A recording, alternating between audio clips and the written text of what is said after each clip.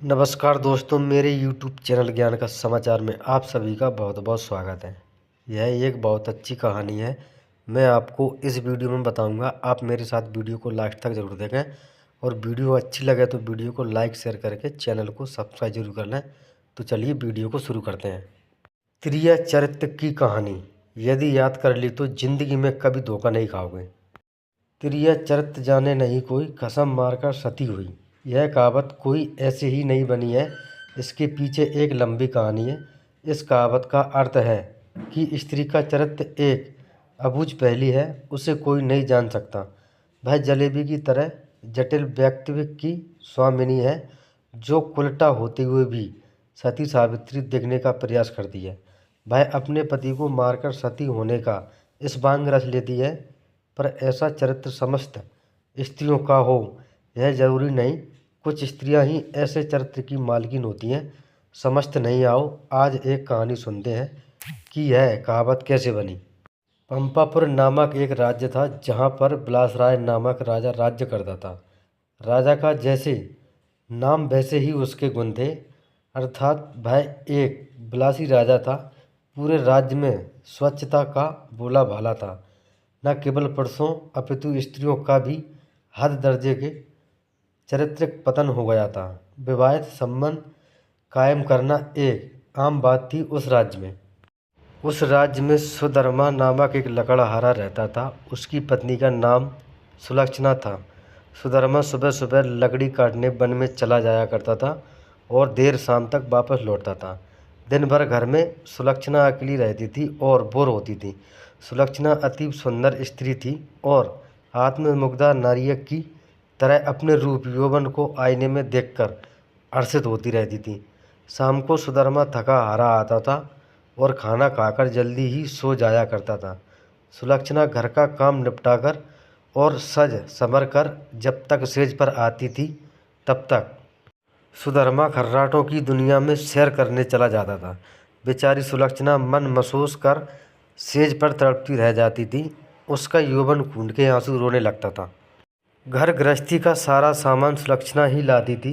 एक दिन सेठ कहीं गया हुआ था और उसकी दुकान पर उसका नौजवान पुत्र चिंतामणि बैठा था। वह सुंदर तथा बलिष्ठ था। सुलक्षणा अपनी जवानी पर फिदा हो गई। सेठ के बेटे चिंतामणि ने भी सुलक्षणा जैसी सुंदर और सुडौल स्त्री पहली बार देखी थी, इसलिए वह भी सुलक्षणा की ओर आकर्षित हो गया। जो जम्मा प्यासे दिल मिल गए तो अब बदन मिलना भी आवश्यक हो गया था। चिंतामणि ने एक मिलन स्थल भी खोज लिया था। सुलक्षणा रोजाना सुधर्मा के सो जाने पर चिंतामणि से मिलने जाने लगी और वह सुबह होने से पहले वापस आ जाती थी। सुलक्षणा और चिंतामणि की रंगरनियां बेरोक टोक चलने लगी। एक दिन सुधर्मा जंगल में लकड़ी काटने गया तो उसने देखा कि एक साधु बेहोश पड़ा है। सुधर्मा ने उस साधु पर डंडे जल के कुछ चींटे मारे तो साधु ने आंखें खोल दी। सुधर्मा ने साधु को बैठाया और ठंडा जल पिलाया तो उसमें कुछ जान आई। थोड़ी देर बाद उसे खाना भी खिलाया तो उसके बदन में थोड़ी ताजगी आ गई और वह चहलकदमी करने लगा। सुधर्मा ने उस साधु से आग्रह किया कि कुछ दिन वह उसका आतिथ्य स्वीकार करें।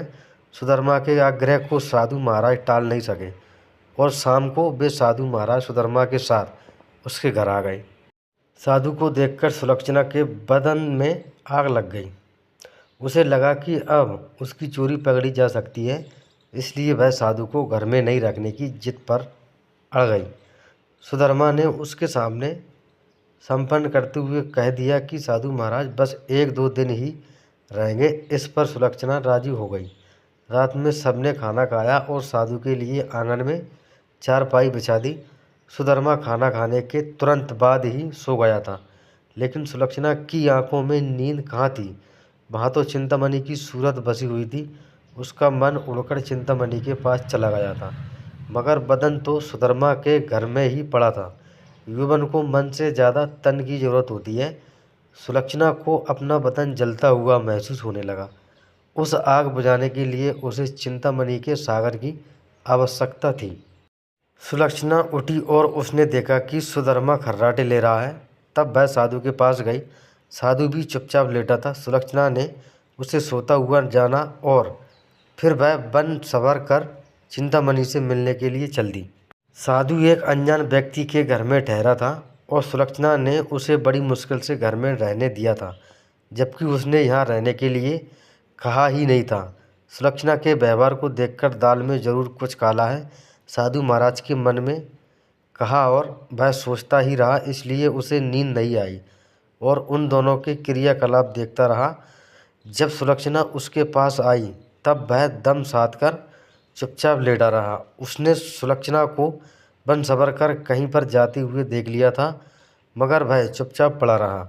उसने यह भी देख लिया था कि भोर होने से पहले ही सुलक्षणा वापस आ गई थी। उसे अब सारा माजरा समझ में आ गया था। दूसरे दिन सुधर्मा जब जंगल से लौटा तो साधु ने उसे अपनी पत्नी से सावधान रहने को कहा और यह भी कहा कि उसकी पत्नी किसी से मिलने रात को कहीं जाती है। इस बार सुधर्मा को सुलक्षणा पर बहुत गुस्सा आया और उसने सुलक्षणा को मारा पीटा भी बहुत। उसने सुलक्षणा को एक खम्भे से बांध दिया और सो गया। सुधर्मा के मकान के पड़ोस में हरिराम नाई रहता था, जिसकी पत्नी का नाम सुशीला था। सुलक्षणा की तरह सुशीला भी एक चरित्रहीन स्त्री थी। उसका भी एक यार था, क्योंकि दोनों एक ही नाव पर सवार थीं, इसलिए दोनों घनिष्ठ सहेली बन गई थीं। दोनों सहेलियां एक दूसरे के संदेश लाने ले जाने का काम भी करती थीं, इसलिए दोनों स्त्रियां एक दूसरे के प्रेमियों में भली भांति परिचित थीं। उस रात जब काफ़ी देर तक सुलक्षणा नहीं आई तो चिंतामणि को चिंता होने लगी। वह भागा भागा सुशीला के पास आया और सुलक्षणा को बुला लाने के लिए सुशीला से कहने लगा। सुशीला सुलक्षणा के घर गई तो उसे खम्भे से बंधा पाया। तब सुलक्षणा ने सारी कहानी बता दी। सुशीला ने चिंतामणि का संदेश सुलक्षणा को दिया तो सुलक्षणा ने अपने बंधे होने की मजबूरी बता दी। इस पर सुशीला ने कहा, ऐसा कर, मैं तेरे बंधन खोल देती हूँ, तू चिंतामणि से मिल आ, तब तक मैं यहाँ बंधी रहूँगी।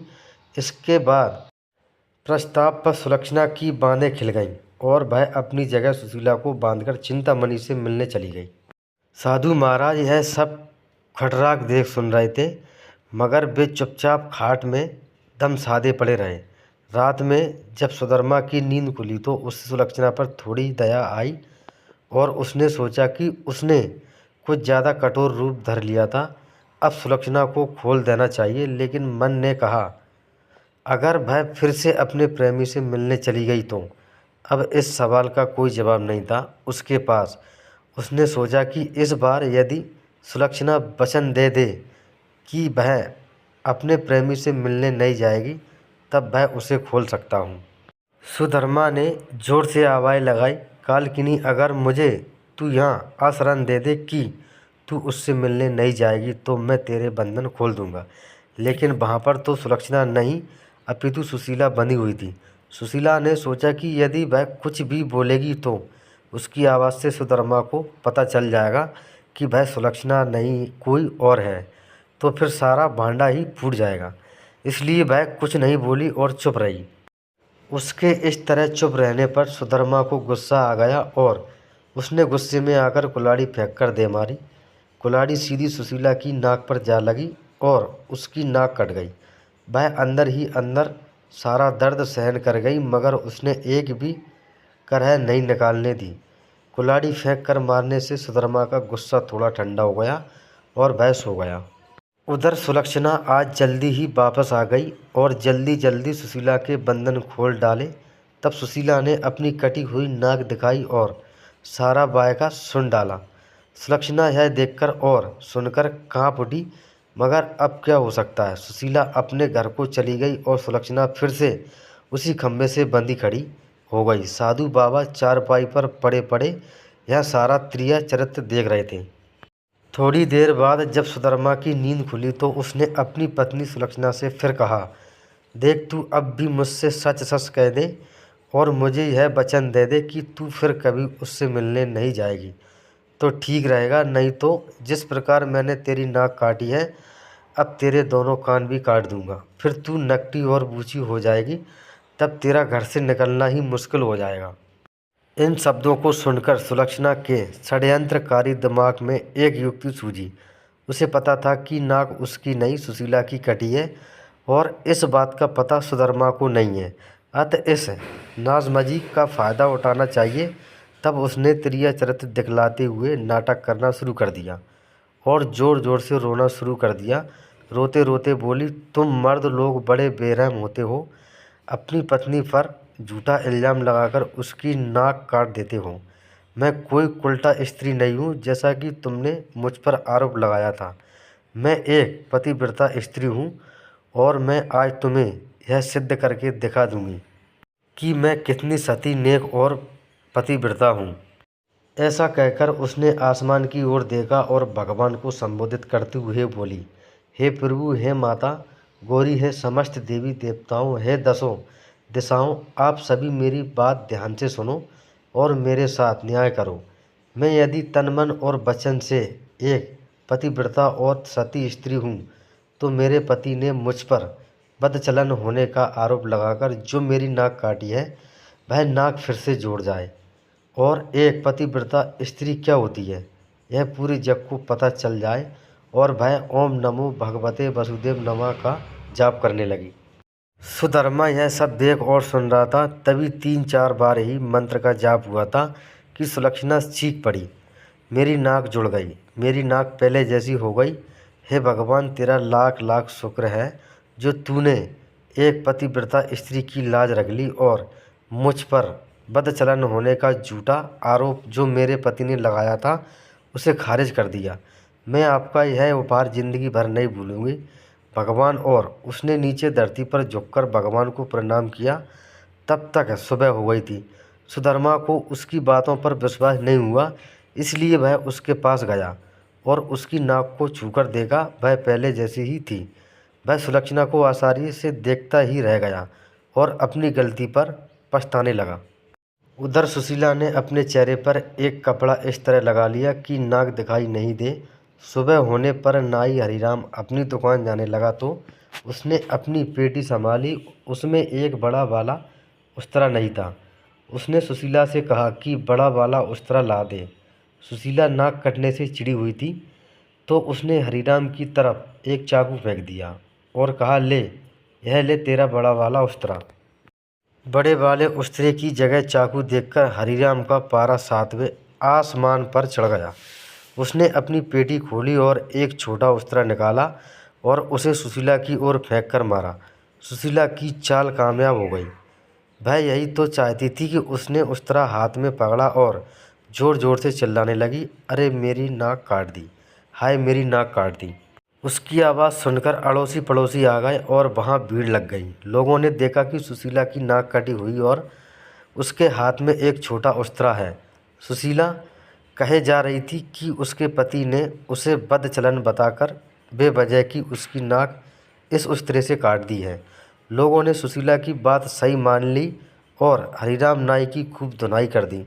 इतनी देर में राजा के सिपाही आ गए और हरिराम नाई को पकड़कर ले गए। राजा की अदालत में मुकदमा चला। सुशीला ने स्वयं को सती सावित्री पतिव्रता बताते हुए अपने पति पर आरोप लगाया कि उसने उसे बदचलन बताकर उसकी नाक उस उस्तरे से काट ली थी। उस्तरा भी था और सुशीला की नाक भी कटी हुई थी। एक पत्नी अपने पति पर मिथ्या आरोप क्यों लगाएगी? अतः राजा ने हरिराम नाई को दोषी मानते हुए उसे मृत्यु दंड सुना दिया। इस मृत्यु दंड की चर्चा पूरे राज्य में फैल गई। सुधर्मा के घर में ठहरे हुए साधु महाराज ने भी जब हरिराम नाई को मृत्यु दंड की बात सुनी तब वह विचलित हो गया। उसे दोनों स्त्रियों के त्रिया चरित्र का संपूर्ण ज्ञान था, जिसकी चपेट में एक निर्दोष व्यक्ति हरिराम नाई आ रहा था और अपनी जान से हाथ धो रहा था। तब वह राजा के पास गया और संपूर्ण घटनाक्रम राजा को कह सुनाया। राजा ने सुधर्मा और सुलक्षणा को दरबार में बुलवाया और कड़क कर सारी बातें सच सच बताने के लिए कहा। तब सुलक्षणा और सुशीला ने सारी बातें सच सच बता दीं और अपने इस्बान को भी बता दिया। अब मामला पूरी तरह से साफ हो चुका था। दोनों स्त्रियों का अपराध सामने आ गया था और हरिराम नाई निर्दोष सिद्ध हो गया था। इस षड्यंत्र के लिए दोनों कुलटाओं को भीषण दंड दिया जाना था, लेकिन स्त्री, बालक और साधु को मृत्यु दंड नहीं दिया जा सकता। इस शास्त्रीय विधान के अनुसार दोनों स्त्रियों के नाक कान काटकर उन्हें छोड़ दिया गया। इस पूरे वृत्तांत को देखकर साधु महाराज बोल पड़े, त्रिया चरित्र जाने नहीं कोई, कसम मारकर सती हुई। तो दोस्तों, मेरी वीडियो अच्छी लगी हो तो नीचे कमेंट बॉक्स में ज़रूर बताएं। धन्यवाद।